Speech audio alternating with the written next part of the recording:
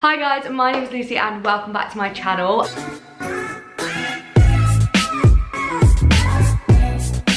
Happy New Year. I know I've already uploaded a video this year, but this is actually the first video I'm filming in 2020. I hope you guys had a wonderful new year and are very excited for 2020. I know I am. If you're not already subscribed to my channel, please do hit subscribe. I have loads of exciting videos coming in 2020 and I would just love to share it with all of you. For today's video, I'm going to be doing something slightly different. It's not drama school related, but it is a video that a couple of you guys have asked me for a little while. So I'm going to be doing a Q&A about growing up in Dubai. If you didn't know, I grew up in Dubai from when I was 11 to I was 18, so basically I left when I went to uni. And yeah, today I just thought I'd do a Q&A for you about what it was like. I asked you guys for questions over on my Instagram. If you don't already follow my Instagram, please do go check it out. I do loads of Q&As over there, and that's where I will always be asking questions for videos like these. So if you want to get involved, go follow my Instagram. I've screenshotted your questions and I'm just going to go through and answer some of them. If you have any more questions, please do leave them in the comment section down below. First question, and a question that I got quite a few times, was what are the similarities and difference between school in Dubai and the UK? So I'm gonna go off the school that I went to in the UK and the school that I went to in Dubai. Obviously it varies, like in Dubai we have international schools, we have Indian schools, we have Filipino schools, but I'm gonna go off the British school that I went to and also the school that I went to in the UK. So the school I went to in the UK was very small. I'm originally from Scotland and that's where I grew up, and I have to say like 99% of everyone was Scottish. Whereas in Dubai, that is completely different. So the school that I went to, and basically every school in Dubai, is so international, has so many different nationalities, which personally I think is an amazing thing and so valuable to your learning as a person and being aware of other cultures and learning what other people's maybe traditions are. And I think it makes you a way more accepting person and makes you more open-minded to other parts of the world and other people's cultures. So for example, my friendship group was a group of us 10 girls, and just in our friendship group, there was English, Scottish, Dutch, Spanish, Greek, like there were so many nationalities, and that was the same across the whole school, and I really loved that. When it first came to Dubai, I was really surprised because obviously I'd literally grown up in a community where everyone was Scottish,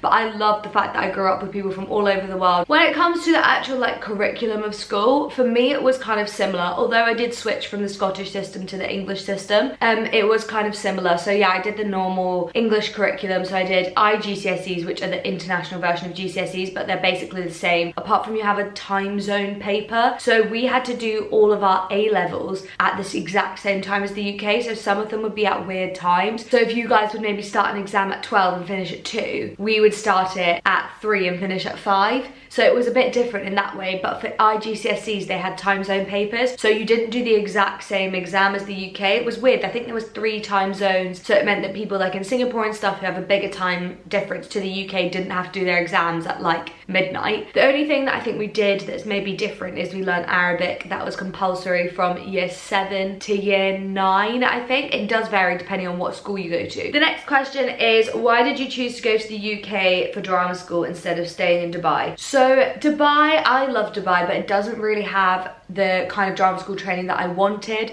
I had amazing training growing up through school. I went to a school called Diverse, which I'm sure you've heard me talk about before. However, there's not really any further training. Musical theatre is growing so much in this region, I can't even begin to explain to you. In comparison to when I first moved here till now, it has grown an insane amount. Loads of top UK drama schools are coming over to this region and setting up schools, and I do think in the next 10 to 15 years, musical theatre will be a massive thing here. However, it just wasn't ready quite in time for me going to drama school. Another thing is people say like, were you not scared about moving to the UK and stuff? Obviously I had lived in the UK before, but moving to London versus Glasgow is very different. I mean, I'm sure I was scared, but it was kind of always ingrained in all of us that we would move abroad to go to uni and we would move away from our families. I know for a lot of people in the UK that's kind of a hard concept to get around, because it's like you just would maybe go to a uni near you, or you're never going to be that far away from your parents, because obviously the UK is not that big. It was kind of a given for most of us that we would move away from Dubai and go to uni in the UK, the US, Australia, South Africa. So it was always just kind of accepted, and that was just the way it was. The next question is it more expensive to live in Dubai or London? So this is kind of a hard one for me, because obviously in London I'm aware of how much I pay on rent, how much I pay on shopping, how much I pay on transport, etc, because I pay for it myself. However, when I'm in Dubai, I don't pay rent, I don't pay bills, anything like that. However, I am aware that Dubai is an expensive place to live, and I know my parents say that, and a lot of people who live here do say that. I think property is expensive expensive here, but I don't think it's near the scale of London. Obviously London property is absolutely ridiculously expensive. Food shopping, my mum always says, is very expensive because all the food here is imported. They grow very little things here by themselves, obviously because of the climate. So when food is imported, it becomes more expensive because they've had to pay all the money to import it here. So for example, my dad's standard line was, we were in Waitrose once here, because we do have some British supermarkets. Actually, that's a lie, we only have Waitrose. Yeah, and all the other supermarkets are different, and then we have Carrefour, which I think is French. So we were in Waitrose, my dad and I, one day. My dad wanted a packet of Hobnobs because he loves Hobnobs and digestives. They're his favourite biscuits. And he picked up a packet of Hobnobs, got it to the till, the lady scanned it, and I think it was maybe like 27, 28 dirhams, which is about £5. And my dad was like, £5 for a packet of Hobnobs, and he was like, I don't want them anymore. So then it's quite funny, my gran always brings him Hobnobs when she comes over. But yeah, so in that way things are more expensive because they're being imported from other countries. The next question is, where are you actually from? So people get confused because of my accent. So basically I am Scottish, fully Scottish. I was born in Scotland, all my family are from Scotland, my parents have a house in Scotland. I went to school in Scotland until I was 11. I am 110% Scottish. However, I moved to Dubai when I was 11. Yeah, so we moved on the 29th of December 2010, so I was 11, and my Scottish accent just disappeared over the years. My mum said that she read once that if you have a musical ear, then you pick up accents easier. And basically when I was younger, when we go from Glasgow to Edinburgh to go visit our family friends, I would pick up their Edinburgh accent in like a day, and then I would be talking in an Edinburgh accent for a while. My accent's always just kind of changed growing up, and yeah, my English accent just appeared out of nowhere. But then some people say I say some things I sound Australian, and people just get very confused where I'm from. My parents, however, do still sound very Scottish, and also, as you guys will have heard in my vlogs, my Scottish accent does come back every now and again, and it's so weird because I'm not aware of it at all. And then I go back to edit the vlogs, I'm like, what the heck, why do I sound like that? The next question is, what languages do you speak? Well, this is actually quite disappointing because I only speak English, and honestly it makes me feel so inferior because the majority of my friends growing up here were bilingual because they had parents who spoke different languages, and a lot of people were raised in a bilingual or trilingual household. However, both my parents are Scottish, so they only speak English. So yeah, I only speak English fluently, but I did do French A-level and I learned Arabic at school, but I am nowhere near fluent in either of them.